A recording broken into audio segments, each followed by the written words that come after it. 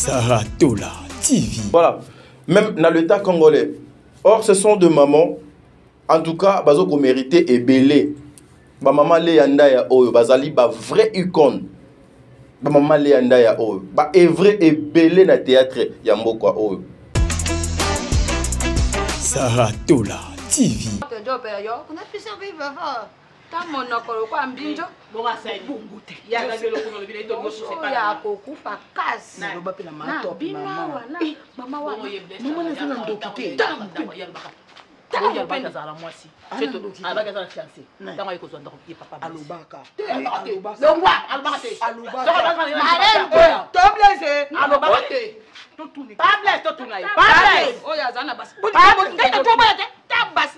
Maman, tant pas blessé à cause de la que ça fiancé. Té alobakate, té alobakate. Alobakate, alobakate.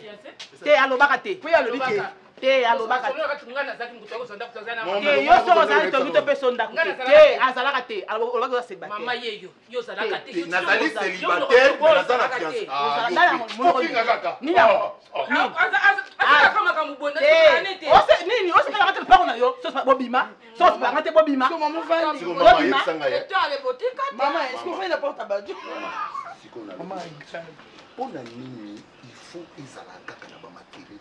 Maman de motajo, maman tero kwa mwana yo. Maman, baza ba lokura ba leki na ngai.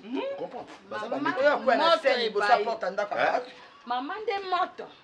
Aswanisa mama aswanisa bana aba koloba na koloba te nyoso basi na yo yo mona mobala bato oninga kama asina yo pango te biso zwa ya place na place ya tiombo ejiman bakota Ana profiter na mobala kepe musala te mobala sala te yo plateau yo na tope kisa yote Saratola TV, la chaîne qui assure, qui assure. Voilà, mesdames et messieurs, les abonnés de Saratola Télévision, Bandeko Balandi à Top Media Télévision, soyez le bienvenu. Moi, c'est votre frère Tadi Ngalapa, Moussale Benginga, Oizalaka 3 Nabino, Devoir Nanga. Il y a quoi informer Bino, Nathan réel, il y a même la Bino Makambo et Bolingaka Mingi, jour pour jour. Aujourd'hui, nous sommes, je suis le 31 déjà, le 31 mai 2023, toujours poussant vers la fin de cette année. Nzambe azalana bino to sala ki ba bilan to longwa ki na ko sala ba bilan ba mambo belé lokola déjà lobi to koti na mois de juin 6e mois il y a année 2023. En tout cas nous devons faire un peu la part des choses pour voir qu'est-ce qui n'a pas marché depuis le 5 mois passé année 2023 nandenge to komi lelo. En tout cas mes frères et sœurs, cette émission nous avons réalisé en gros avec Josué, celui qui a toujours été là pour nous. Il nous assiste, il réalise nos émissions na bit moko na objectif moko yako komemela bino yako servir bino na ndenge esengeli tozo sala émission depuis la République démocratique du Congo toza bongo na commune ya Gombe bisika boni bureau na biso ezwami tozo ko sala musala na biso espace totikela kiango pona bandeko nyonso ba comédien nyonso bana besoin de promotion vous appelez na ba numéro ezali affiché. En tout cas vous ne serez pas dessus tokoluka mo to sala promotion na bino. Aujourd'hui je vous amène une histoire où je vous amène analyse Mokoboé qui va aider beaucoup de personnes aujourd'hui.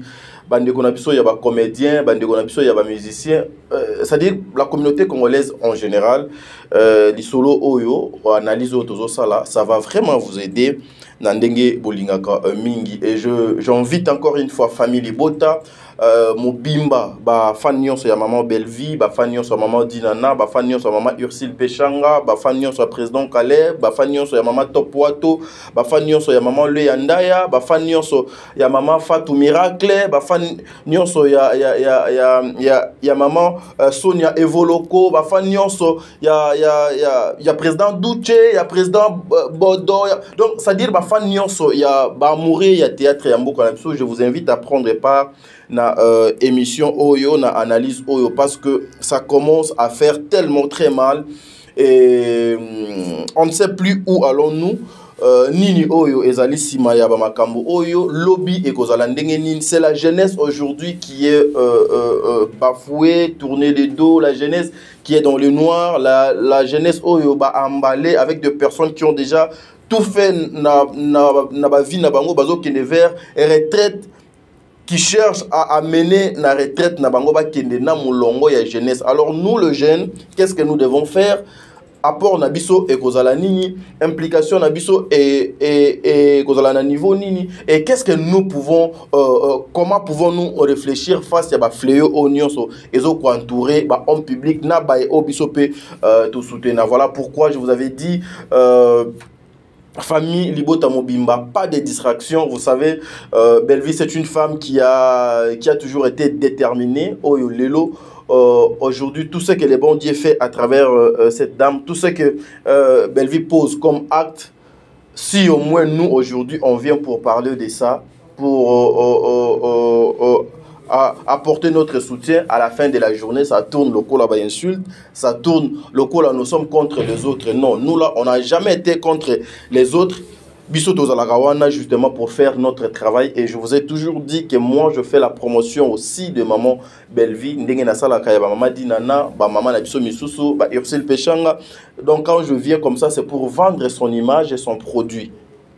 Pour image pour vendre produit en tout cas je dois me mettre en ligne. Il y a conduite, il y a émission, je ne me mettrai pas dans de n'importe quoi.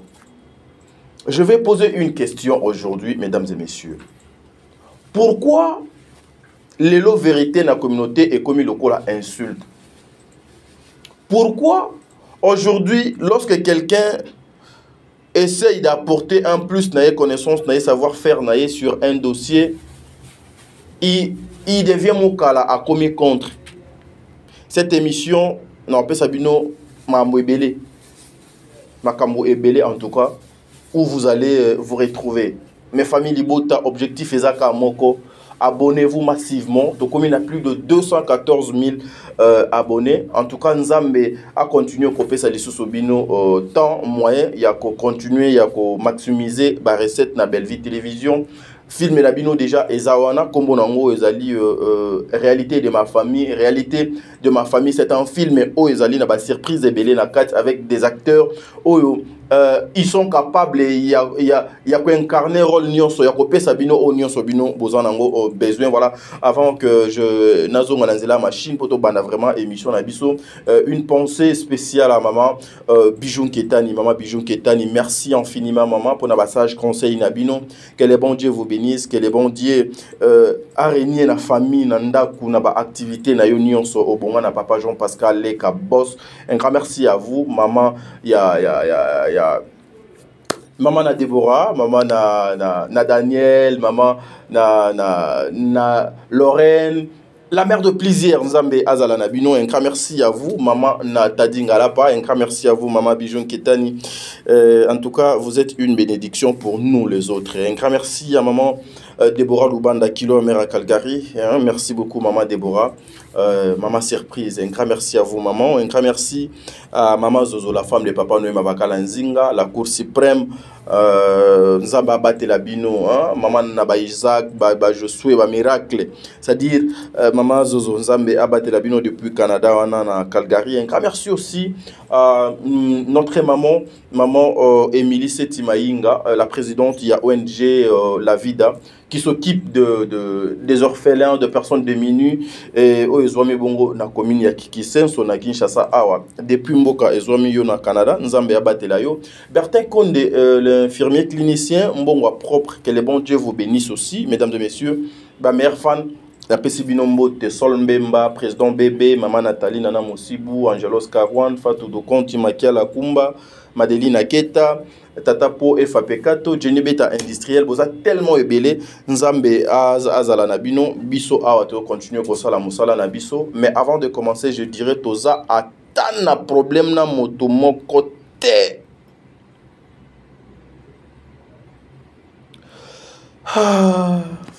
Tout le monde est famille Libota. Pourquoi tout le monde est famille Libota? Pourquoi tout le monde doit être dans la famille Libota ou pourquoi aujourd'hui tout le monde est famille Libota. En tout cas, tout au long de l'émission, vous allez comprendre. Je suis ce qui est le langage moko tozongi na kuna tokende na film na biso réalité de ma famille. Tozo a tableau oyo ya Mama Top, Mama Yoka, Mama Top, Mama comment il s'appelle, Mama Étoile, Mama Léa. Donc prenons d'abord collection Oyo, na tableau Oyo, puis on se retrouve tout justement après de continuer l'émission. Merci. Saratola TV.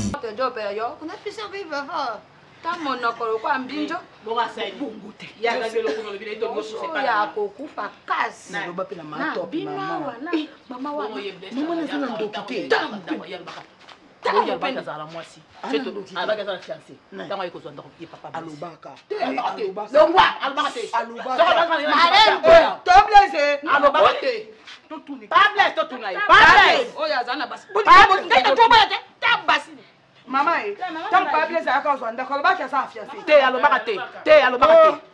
Alobakate, alobakate. Té, alobakate. Oui, alobakate. Té, alobakate.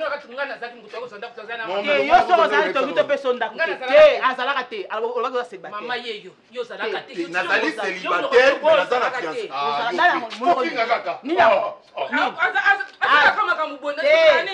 Nini, ose kala ngate pa na yo, so pa bobima. So pa ngate bobima. So maman va. Maman, est-ce qu'on fait la porte à Badou? Maman, pour la nuit, il faut Izalaka na ba matériel. Maman de motajo, maman. Maman tero kwa mwana yo. Maman. Baza ba lokola ba leki na ngai. Comprends? Baza ba leki. Yo kwa na scène bo support ndaka. Maman de moto. Ashwanisa mama, ashwanisa bana awa koloba na koloba te. Nyoso basi na yo. Yo mona mobala bato oninga kama asi na yo pango te. Biso zwa ya place na place ya Tiombo. Edimano. Bakota. On a profité na Mobala kepe musala te, mobala sala te. Yo plateau yo na tope kisa yot. Eh.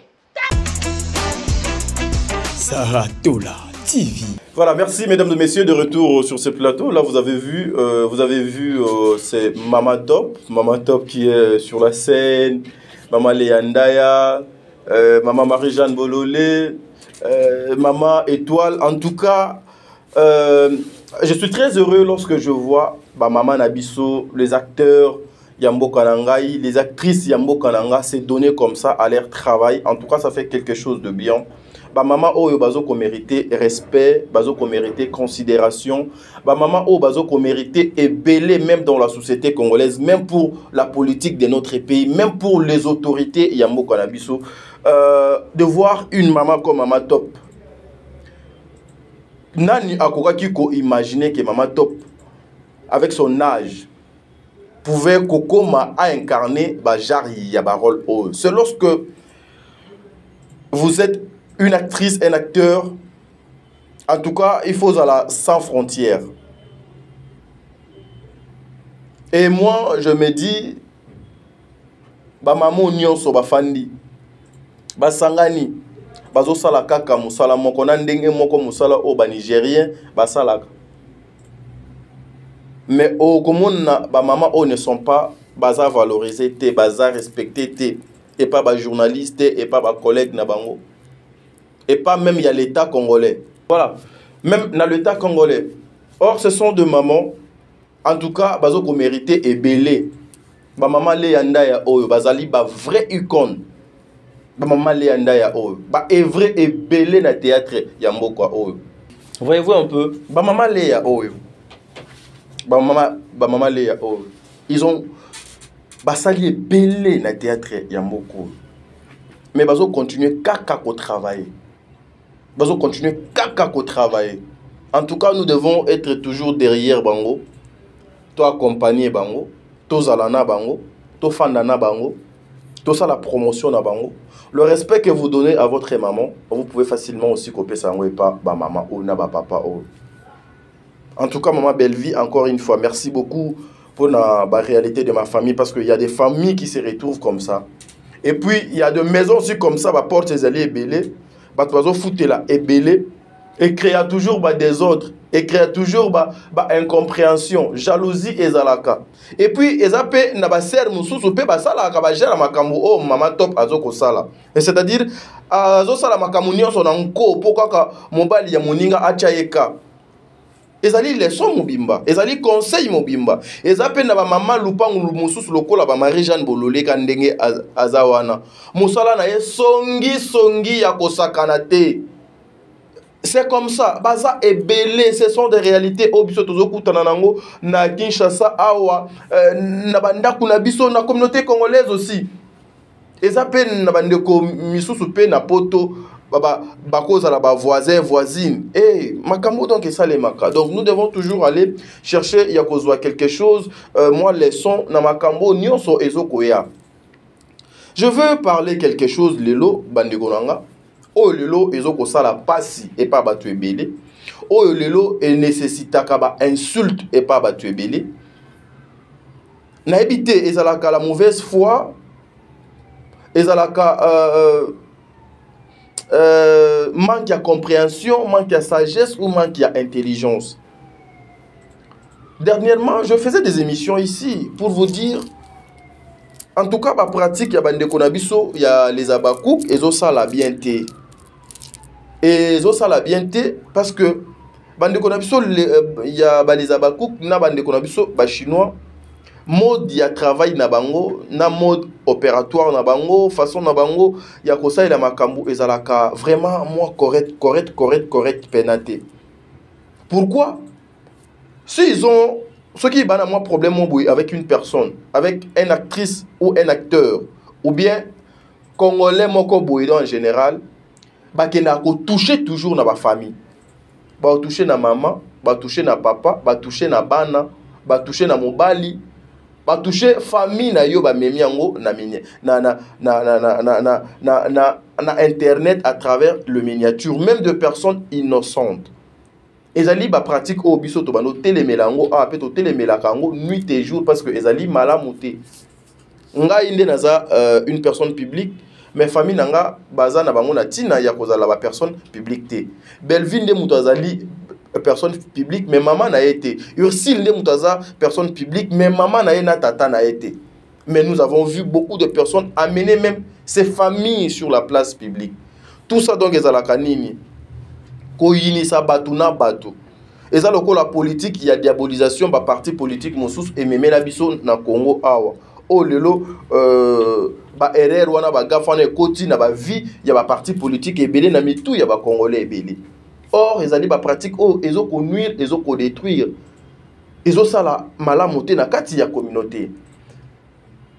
Tellement la communauté congolaise, bah youtubeur, bah comprenant que la communauté est l'ingaka bêtise, et l'ingaka place insulte ezali, et l'ingaka place mabe ezali, ils s'accrochent derrière Babilo Kwana pour faire buzz, pour nous ça la bambo on a bango derrière. Combo derrière derrière des choses et sala mabe. Pourquoi aujourd'hui les gens ne veulent pas reconnaître que na Congo awa à part maman Sila tozali na ba comédien mesus? Pourquoi aujourd'hui quand quelqu'un a koluka azwa avis na ye contraire na oyo ya bande konabiso ya les abakouk il faut écrire les guerres il faut écrire les insultes il faut pas que noko luka famille na ye il faut pas que noko luka biloko o boy. Non, à part maman si là nous avons encore d'autres personnes oyo bazali pe donc aujourd'hui oyo maman si là azoko mériter le respect oyo pe ba frère wana misusu na ba sœur wana misusu bazoko mériter respect parce que moi ça m'étonnerait aujourd'hui de voir. Il y a un papa qui est dans Outi Kolanda et pas il y a confrère Nanga Ivipan qui dit et puis qui dit avec na légèreté nion ce que il faut affunda président Elombe parce que na makambu oh il faut Belvi à respecter maman si là il faut Belvi à mwana ya simbate Belvi à mwana boete. Cette mauvaise foi wana ezali animé na nini? Pourquoi tout ça? Et puis à la fin, il vient pour dire que depuis Belvi, abano ça la liste yakinga kati, est-ce que ici à Tchakombo nanga na kati? Vous voyez à quel niveau que les gens veulent ko changer, ko détruire, ko luka ko nuire mwana ya batu pour na makanisi o peut-être ezali ya bongote. Pour na makanisi o ezali ya bongote. Quand vous appelez président Elombe d'agir, de faire quelque chose, parce qu'aujourd'hui, peut-être maman Sarah a recadré qui, maman Silla, ou bien Gomez a recadré maman Silla, ou bien Ndeko Moko a recadré maman Silla, vous appelez le président Elombe pour intervenir. Mais ba belle vie wana pe ba belle vie wana o ba finga ka nuit et jour ba Ursule Pechanga wana ba Leanda ya wana ba mama top wana bon nalongola nano mama top waza mwana ya Simba te ba mama Kalunga ba mama Milo ba mama nyonso ba finga ka wana o ba finga nuit et jour et pas ya les abakouk. Bango ba méritaka respecter, ba méritaka ba vraie valeur na bango te, baza batute. Non. Botika koluka ki jalelo et moi ça me fait trop mal de voir un papa qui a des enfants, nandako s'il vous plaît. Un papa venir se mettre dans des choses oyo même à tabana na yeba ko sepelana yango te. Moi je respecte mes parents et j'ai le droit de respecter aussi ba parents nyonso ya mokili. Mais ça fait très mal. Vous venez régler vos comptes avec Bellevie à la télé pour un intérêt nul. Donc, nuit et jour, tozo fanda, tozo lamuka, tozo kende, tozo kokola, tozo ko comprendre d'où vient Babiloko nyonso. Yango moni bango nyonso ba komi démasqué. To panzi bango ba bimi na mpoasa bango nyonso. Bango nyonso ba bimi na mpoasa. Jalousie wana, pourquoi? Est-ce que Bellevie n'a pas le droit de vivre comme toute autre personne? Ursule Pechanga ne pouvait pas vivre le cola. Ba maman nyonso o baba vivaka. Dinana n'a pas le droit aussi de vivre sa vie le cola batumisusu. Donc la personne qui a mutu azana monopole ya ko vivre vie na ye bien ezali maman Silla. Ou la personne que le monde entier il faut respecter ezali maman Silla batumisusu bo respecter bangote. Non. Quand vous venez à la télé pour défendre Maman Silla, Nasenga Kabino, mes frères et sœurs, venez défendre le travail de Maman Silla. Elle a des potentiels, elle a le travail. Azali na CV, venez défendre son travail. Mais vous allez oublier vos objectifs. Oh, boye la kaloko, là déjà, vos cœurs, ils ont déjà mis mwindu. Et vous allez vous emballer dans des histoires oh ego cause bino ba tort même ata ba ninga na bino ba comédien ba komi ko suspecter bino ba komi comme na bino ke bozali mwandenge moko boye. Vous devez faire très attention mes frères et sœurs. La télé ici ezali mabe makasi. Heureusement confrère nanga Yves azongi sakiye. Heureusement confrère nanga Yves était à la hauteur. Félicitations mon confrère Yves. A toutes les questions, batu nyonso ba finga awa bino boya kate bo bimakate. Mais pourquoi aujourd'hui lorsque bazoko recadrer maman Silla fo bino nyonso boya? Bobata makana ba madusu bo komi siko kobima. La question que je me pose, Bellevie asala batu nini? Bellevie asala batu nini? Tout ça c'est parce que Bellevie a se retrouvé à côté de maman Olive. Conclusion yangwana. Tout ça est parce que lobby ba pesa qui est chanceté. Tout ça c'est parce que lobby ba tchela qui est ba limite. Tout ça c'est parce que le lot évolution na yé et comme le kola si j'ai moko boye ba luka moye ba nuirier yango je prie tous les jours à mon Dieu à protéger maman Oyo. À protéger donc de quoi moi aussi. À protéger mon salanae. Objectif c'est ces réflexions ba texte na ye ba scénario na ye o asala ya kitoko akoka isuko sala ngote. Nous avons compris maintenant. Il y a même des personnes oyo bayaka pona ko lengela bayaka pona ko luka makamusus donc bayaka na ba objectif et mi balé mi satu asala nini. Aujourd'hui quand Mochopi parle à la télé à lobby avant non mon chopi maman Moseka lors il y a 5 ans il y a Bellard maman Moseka a ça la témoignage naïe pour dire que Mama Sila alinga kosa la chaîne te, alinga YouTube te, batu ba mema ye na makasi ezali, Maman Ursule Péchanga, Maman Moseka et puis Maman Belle-Vie. C'est une vérité qui va rester. Donc, pour changer la vérité, en tout cas, ça va demander à ce que Bobomi SB, Botumbi yango, Bosali chaîne Moussousou. Bosali chaîne Moussousou, Oyezali, il y a bino moko na marque na bino. Mais et si longtemps que Eza Kaka SB, c'est-à-dire Azali, Moana, il y a Belle-Vie Télévision, preuve Maman Belle-Vie, Azala Kamarène, il y a chaîne Wana.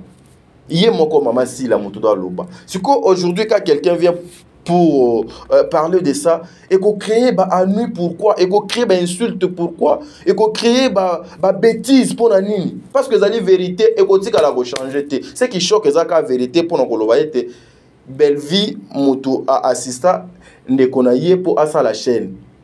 Tabou ezali pour kaka maman Moseka lobi ke nga Moutou na proposant de konanga boy. Tabou ezaka kapo Ursule Péchanga lelo ke Moutou alobi ke nga Moutou na benda de konanga mwasi na nzonzing pour da bano linga nzonzing te ya YouTube.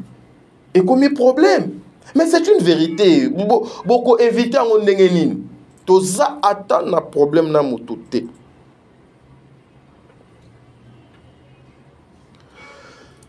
Tout le monde est famille Libota. C'est ce qui choque. Et c'est-à-dire, Eza Loko la limite moi que Belle-Vie ne pouvait pas faire et Loko Wana. Et pas Yande Konaye. Non. Preuve, Maman Sila a joué na Belle-Vie. A joué kuna. Bafuta ye. Ndenge bafuta batunyo sosoki bafuta bango $1 et pas $1 na ye. Pourquoi ça doit créer des problèmes? Et aujourd'hui, si vous ne voulez pas que rappelle la Rabino, rappelle la Kaba, parmi la vérité, c'est-à-dire, bobomi histoire, il y a SB, bokangi yango. Bolobi que non, tout le monde trop c'est trop, to kangi yango. On commence maintenant une nouvelle chaîne. Il y a Sika, il y a les Abakouk. Parce que SB ezali moko ya famille Libota. Donc normalement na 1/10 ya SB faut ezonga kana Belle-Vie Télévision. Logiquement 1/10 ya SB faut qu'il na kana Belle-Vie Télévision. Parce que y a les savoirs, y a ba maman wana, les savoirs, y a ba papa wana, les savoirs, y a ba comédien wana et kota kuna. C'est une vérité. C'est ça insulte. Comprenez mes frères. On ne fait pas avancer ma maman. Et quand vous venez pour insulter grave, à la fin de la journée, vous allez gagner quoi? Preuve. Belle-Vie est en train de monter toujours. Elle monte encore. Elle va encore monter parce que c'est son temps. On ne peut jamais arrêter le temps de Dieu. Oh, basimba mina lobo kwa nzambe. Baboto la rangote. Po nzambe soit kangi a kangi. On a cherché à détruire cette dame sur tous les plans. On a cherché, il y a qu'à détruire Ursule Péchanga. Nabandenge nyonso. Gloire à Dieu. Kebaza ndenge baza. Kebaza ndenge baza. Trop de bêtises, Ursule même, à se retirer même na scène. Baza la kabatouté. Baza banyama. Baza li considéré té. Yango omoni les bons dieux comment a frapper bino malembe. Est-ce que aujourd'hui bande konabiso ya les abakouk bakoya ko finga lisusu restaurant ya Maman Belle-Vie bakoya ko finga lisusu maison d'habillement ya Ursule Péchanga bakokoka koya ko finga ngote bakokoka koya koloba mabe na ngote mes frères to sala ka ba campagne ya mabete parce que oyebi na noté lobby na yo nini ekoyela yo nini e komela yo. Celle die a yebi obiso tozo ko viser lobby. Tomoni supermarket te so mini market. Ba vidéo et zo koleka et zo kotambola.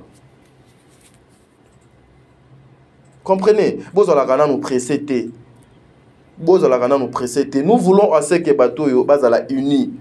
Nous voulons à ce que bateau mosala na bango ezalake ba fan ya Bellevie baza capable ya okenota la biloko ya Ursule Pechanga. Ba fan ya Ursule Pechanga baza capable ya okenota la biloko asila. Ba fan ya Sila ba capable ya okenota la biloko ya Bellevie ou ya Dinana ou bien ya Esobe. C'est comme ça, c'est l'union qui fera la force. L'union fait la force parce que aujourd'hui le monde est divisé. Le monde théâtral est divisé. Tozali na bae oyo, bazali na ba compte à rendre na bango na mama Bellevie, ba jalousie na bango, mité mama be na bango, ba kanisa ke mama Bellevie muto amemaka batu kinga kati ye muto abano sala nyonso na kinga kati lokola ba benga ete 2-3 fois bien akendaka déjà kinga kati na sima. Soit ba bu na ye, bazwaka ye lisusu te et comme tout un problème.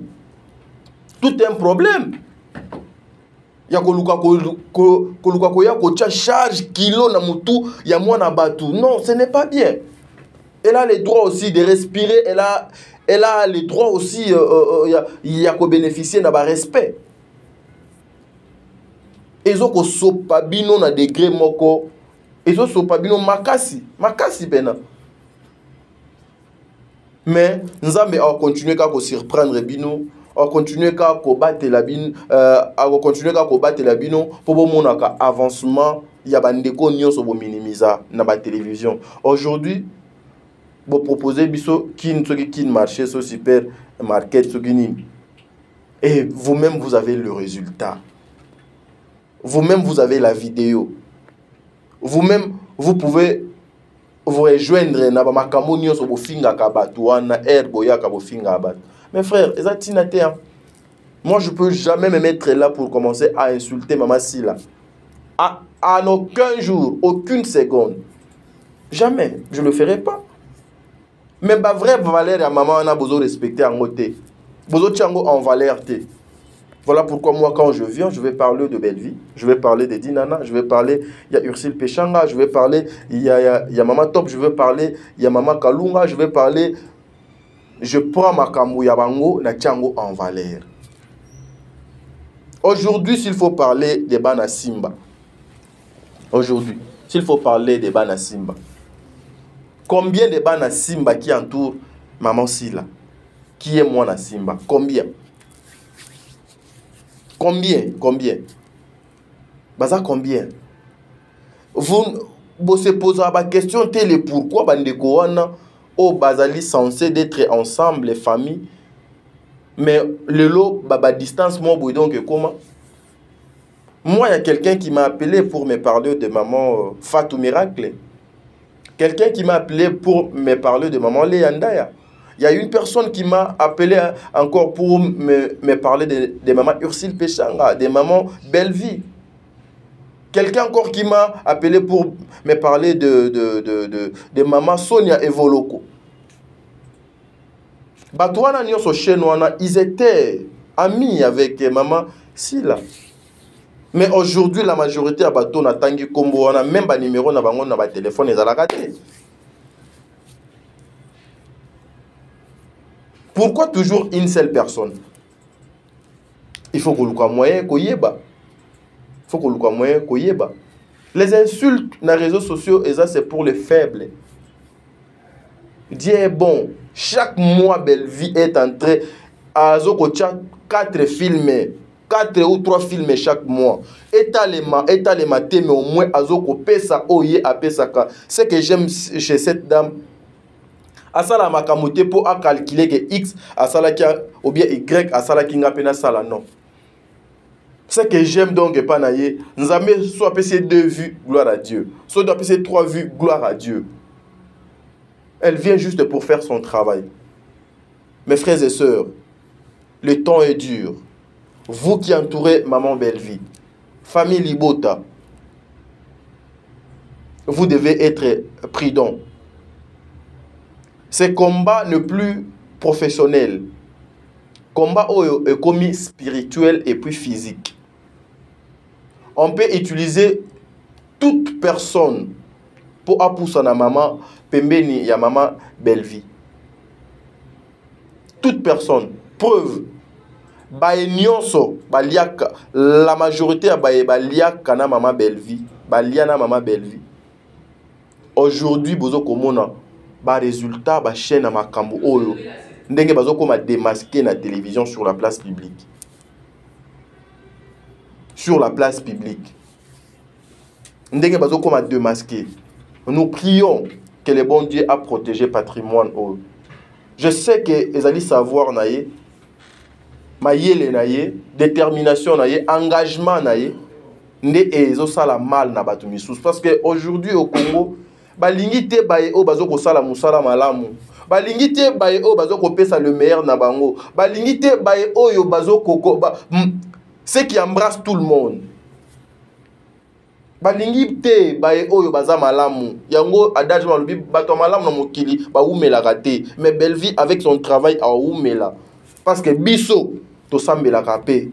Lorsque moi je prie pour ma famille, pour ma connaissance, pour na ami nanga, pour na partenaire nanga nyonso, je prie aussi pour Belle-Vie, je prie aussi pour son travail, je prie aussi pour Maman Ursule, je prie aussi pour président Caleb, je prie pour na bandeko nyonso ba flèche belé.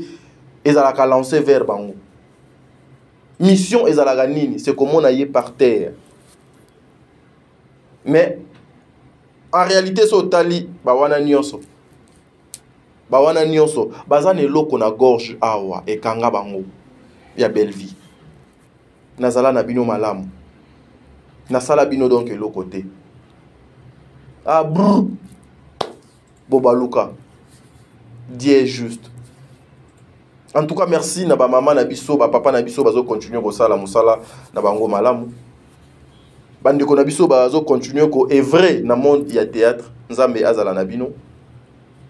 Nzambe a protégé bino.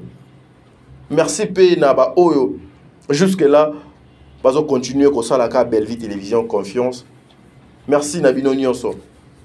Mais bureau ya Maman Belle-Vie, vous devez être prudent. Vous devez être sage et vous devez être vrai avec Maman Belle-Vie. Alinga Batumingi, elle est comme Jésus-Christ de Nazareth. Sa naissance, bikamwa, kokolo anaye bikamwa. Bandima yete. Or, yende mutoza qui sauveur. Pe yende mutoza sauveur. C'est pareil avec Belle-Vie. Alongoli complexe na théâtre, alongola ba mabanga, achake oye o tourner ba pesio pe mbongo ke o tie provision na ndaku na yo. Ezo bota motema o balba nketu so ketu. Ezo bota motema ketu. Bande konanga, c'est tellement choquant. Il y a des choses que nous ne pouvons pas parler ça devant la caméra. Devant la caméra, mais toebike soukanangweza. En tout cas, Belle-Vie, courage, nous sommes ensemble, nous sommes là avec toi. Nuit et jour, nous serons avec toi. Nuit et jour, nous serons avec toi.